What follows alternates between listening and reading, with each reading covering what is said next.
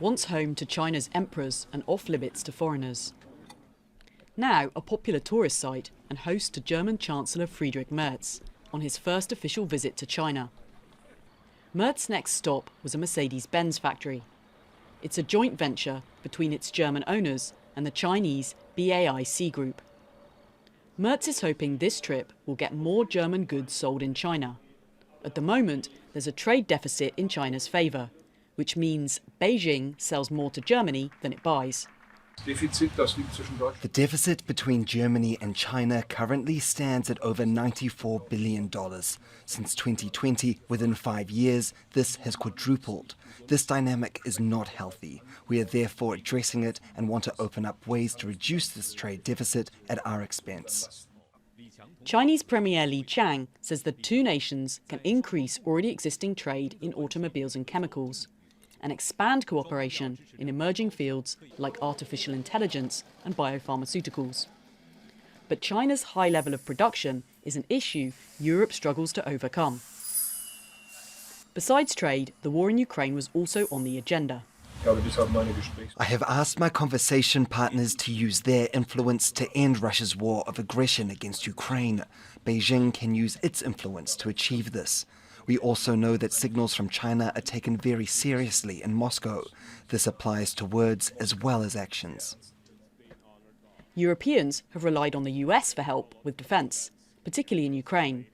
But the US president says he wants Europe to be more self-sufficient. Along with Trump's tariffs, many say this is why Germany and other European countries are looking elsewhere for partnerships. Several Western leaders have visited China in recent months, including the leaders of Canada, the UK, Finland and France. The Chinese president says China and the EU should increase cooperation in a changing world. The more turbulent and intertwined the world becomes, the more China and Germany need to enhance strategic communication and increase strategic mutual trust. We should leverage the stability and vitality of China-Germany relations to promote cooperation in China-EU relations and seek common ground for a turbulent world. Chancellor Merz and other Western leaders have recently said the post-World War international order, with dominance by the US and Europe alliance, is over. And it appears China is increasingly filling the gap being left behind by the United States. Imogen Kimber, Al Jazeera, for Inside Story. They must be getting used to, in Beijing, seeing US allies visiting, because since December, it's not just Europeans, it's France, the UK, Finland, Germany, Canada and South Korea. They're all lining up.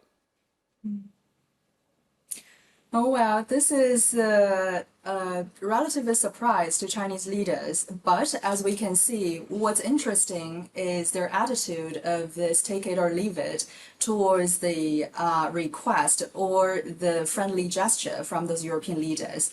And especially for the case of Germany, it has more of an urgency to improve bilateral relations with China, since it's highly dependent on China for trade and investment. And for the rest of Europe, there is also an urgency to de-risk from China while stabilizing the trade relation. So this is really a difficult situation for the European countries to be in. In Washington, D.C., do you think there'll be unease there, particularly within the administration, and maybe even a little bit of anger from the president himself? He doesn't hide it when he's angry.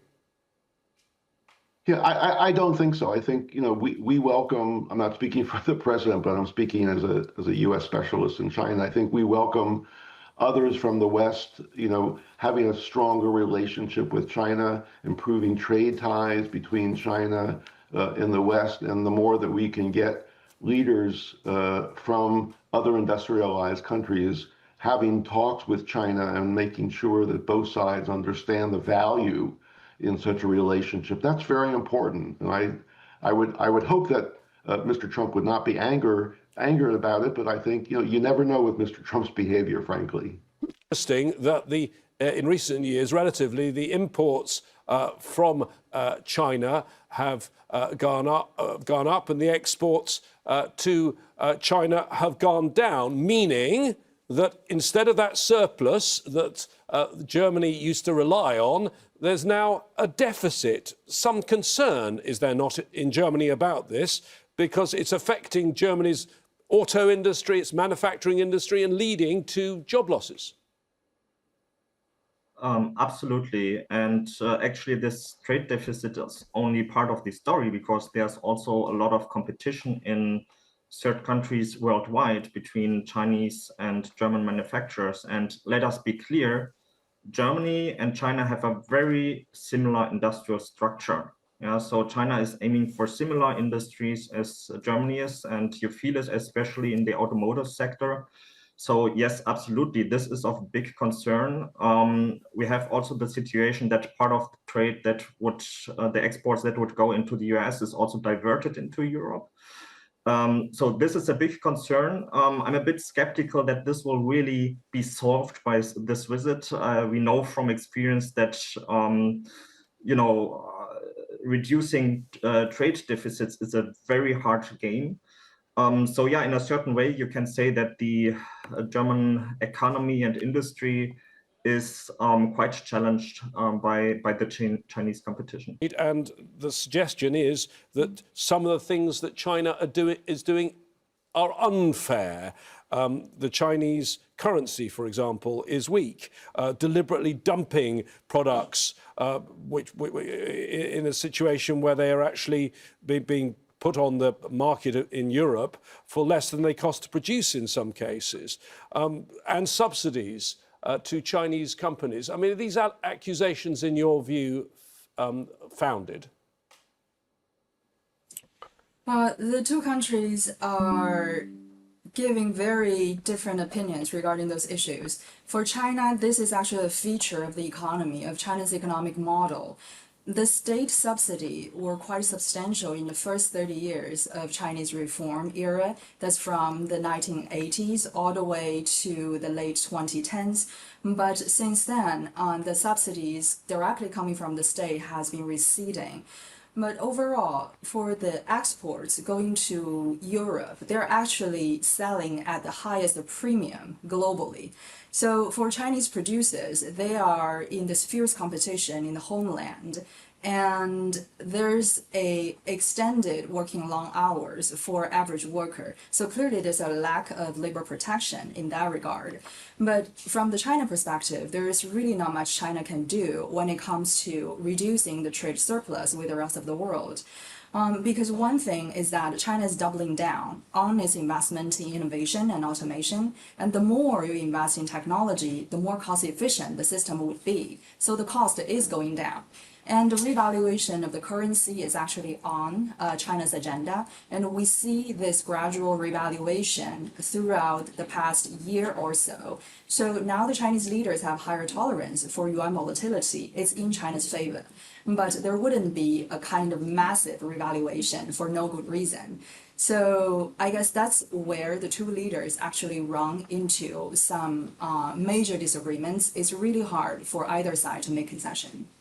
Harry, do you have some sympathy for Chancellor Merz and where he finds himself right now? He is, throughout his career politically, a proponent of free trade. What leverage does he have here? Because he can go play it hard against the Chinese, but then he ends up in a two-front war because of what's going on with the US.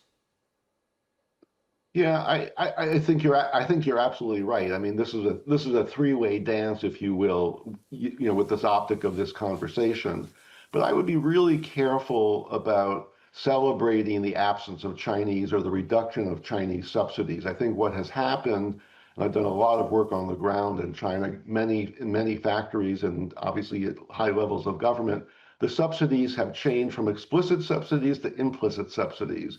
And I think the notion that China is a first-class competitor from a market reinforced system, I think that's a little bit of a falsity at this juncture. But I think the more that Western economies can deliver these kinds of messages to China, I think the more that China will open up further. But I would not be naive about what are the problems internal to China's economy, lots of contradictions. But, again, external market power and external market forces, that improves innovation in China, that makes the labor force more productive. That's all to the good, and I would think that the United States would celebrate those kinds of changes taking place in China. So again, the more collective action that we can get among the G7 economies to having these conversations and trips to China, that's all to the good. This trade deficit Epá, at our expense. eu aqui, Chinese Premier Li Qiang pelo que eu estou a ver aqui, a situação é que a China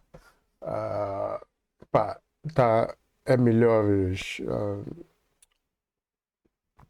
tá em vantagem, porque os Estados Unidos não quer ser a potência que é, quer se afastar de todo mundo e quer produzir as suas coisas e não quer terceirizar como fez durante esses últimos 40 ou 30 anos. E pronto, isso é bom para eles. E por um lado é má. Mas pronto, eu acho que no total acaba por ser benéfico para o mundo todo. Porque os Estados Unidos vai cuidar dos seus problemas, que tem um monte de problemas lá dentro dos Estados Unidos. E o mundo vai girar, vai continuar a girar. Também estamos com mais tecnologia. Então, mesmo que esses mercados que os Estados Unidos ocupavam, a China ocupava, vai ser reduzido, porque as pessoas vão começar a fabricar os seus bens necessários por causa da tecnologia e iam para isso mais em conta. E isso vai fazer com que os produtos de China não entrem assim tanto dentro dos países. E é o que eu acho. A menos que a China coloque os produtos deles tão barato, que é impossível resistir. Mas acho que a China também pensa um bocadinho no mundo. Não quer destabilizar a economia mundial porque é mau para a China, né? Então tem que se arranjar, tem que ter ali uma balança aí de como fazer as coisas irem bem para todo mundo. E parece que o que temos aqui agora vai ser uma competição ferrenha com a Alemanha, porque a Alemanha produz a indústria, né? Os carros e com os novos carros que estão a vir aí, que são elétricos, e a China já domina essa área da eletricidade. Tudo é verde agora, então, e tem mais tecnologia que a Alemanha. Vemos aí o chanceler alemão assistir a luta de boxe de robô. Onde é que já se viu isso? A China está muito avançada na tecnologia e vai otimizar tudo, as máquinas, a indústria, e estamos aí para um mundo que a tecnologia vai dominar por completo tudo. Vamos lá, continuar a assistir aí o progresso de tudo isso.